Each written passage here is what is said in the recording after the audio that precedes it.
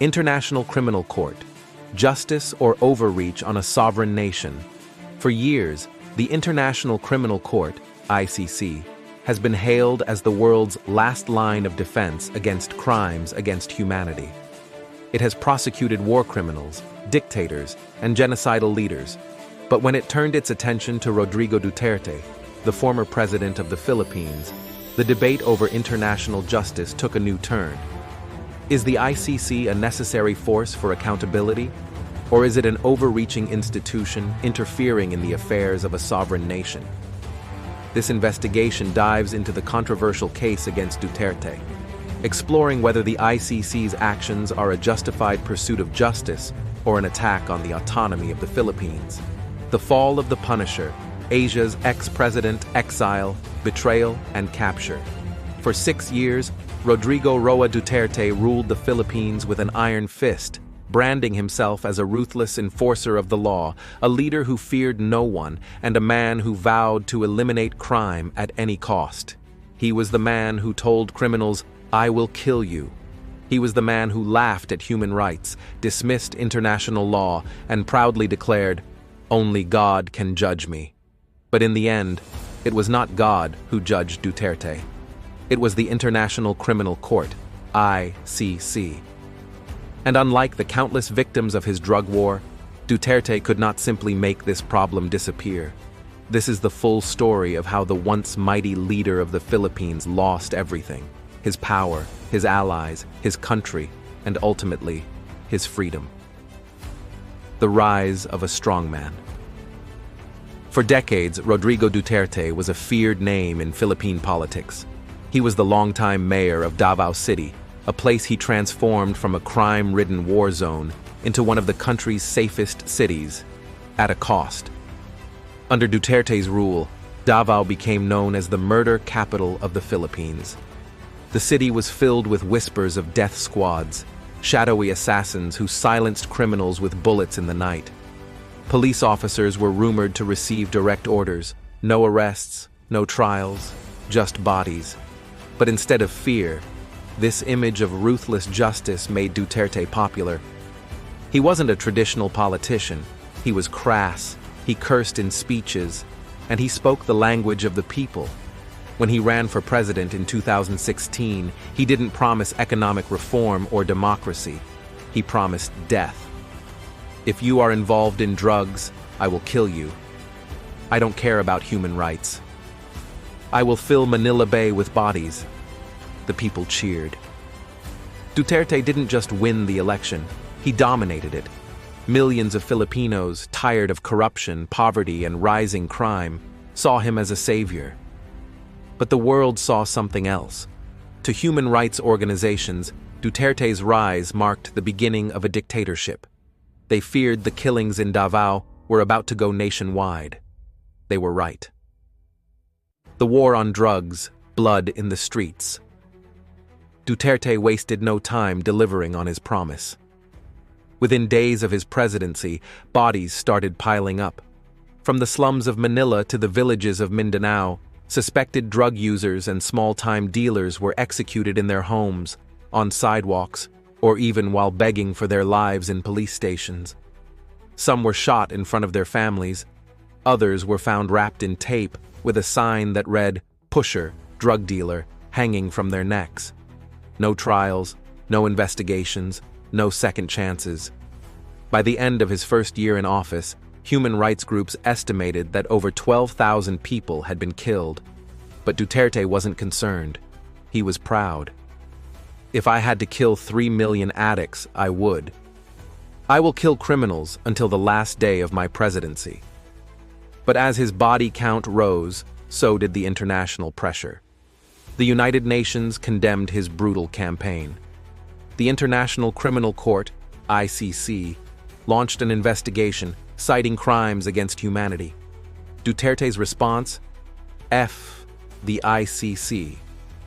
"I will not cooperate. Come here and arrest me." At the time, these statements made him look invincible. But he didn't know that one day the ICC would take him at his word. The China gamble, Duterte's biggest mistake. As pressure from the West increased, Duterte made a bold geopolitical move. He abandoned the United States and aligned himself with China. This was unprecedented.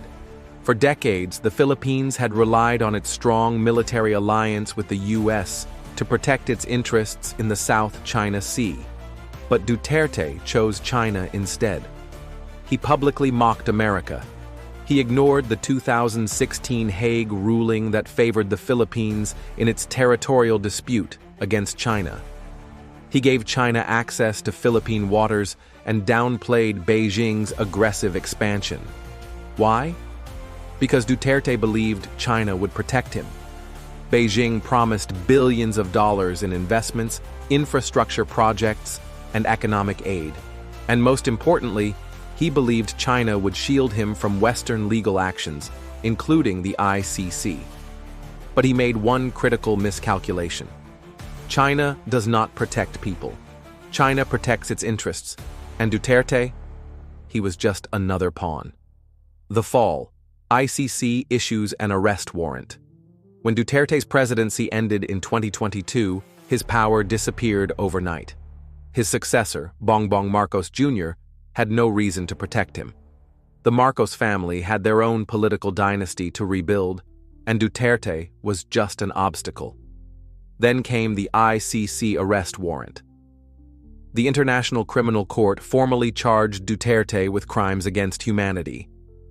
Now, the strong man was on the run. And just like that, Duterte had only one option left: China. China's final betrayal. Duterte personally reached out to China's leadership. He begged for asylum, but China said no. China had already shifted its support to Marcos Jr. Protecting Duterte would damage China's global reputation. And most importantly, Duterte was no longer useful. The man who had given China everything, the South China Sea, political support, economic control, was now being discarded. Betrayed. Capture and exile. With nowhere left to run, Duterte was captured. A secret joint operation between Philippine law enforcement and international agencies led to his dramatic arrest. He was flown out of the Philippines, headed straight for The Hague. As he was led onto the plane, handcuffed, his final words were caught on camera. "This is what loyalty gets you." Sara Duterte. The silent power broker and the billion-peso scandal. Sara Duterte, the once rising star of the Duterte dynasty, was expected to inherit her father's political empire. But as the walls closed in on her father, she made a calculated decision: distance herself from his downfall. While many expected her to fight for Duterte's survival, she chose self-preservation over loyalty. However, this tactic may not be enough to keep her out of the reach of justice. Investigative reports have surfaced, alleging that Sara Duterte was involved in massive embezzlement schemes during her time in office. Billions of pesos meant for infrastructure, social programs, and government projects mysteriously vanished, and many believe she played a crucial role in diverting public funds into private accounts. Her role in the Duterte administration was largely behind the scenes, maneuvering political deals and securing alliances that ensured her family's survival. But whispers within government circles indicate that she wasn't just involved in corruption, she was at the center of it. The Marcos administration, which once welcomed her as an ally, is now under pressure to investigate her alleged financial crimes. If found guilty, Sara Duterte could face serious charges for plunder, a crime punishable by life imprisonment in the Philippines. Despite her careful political calculations, the tide is turning against her. With her father now behind bars and the Duterte name rapidly losing its power, Sara may soon find herself in the very courtroom where she once believed she would never stand. If the corruption allegations hold, the once unshakable Duterte stronghold could see its most powerful member fall from grace and straight into a prison cell.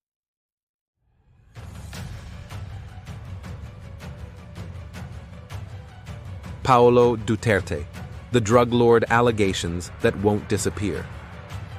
Paolo Duterte, the eldest son of Rodrigo Duterte, was once seen as his father's right-hand man, a trusted enforcer of the family's interests. But despite Duterte's merciless war on drugs, there were long-standing allegations that Paulo himself was deeply involved in the illegal drug trade. Investigations have linked him to multi-billion peso drug smuggling operations, including the infamous 6.4 billion peso shabu shipment from China, which mysteriously slipped through customs under his watch. The allegations are not just rumors. Witnesses, government insiders, and intelligence reports have all pointed to his possible role in organized crime. For years, Duterte Sr. shielded his son from prosecution. Any investigations into Paulo were shut down before they could reach a courtroom.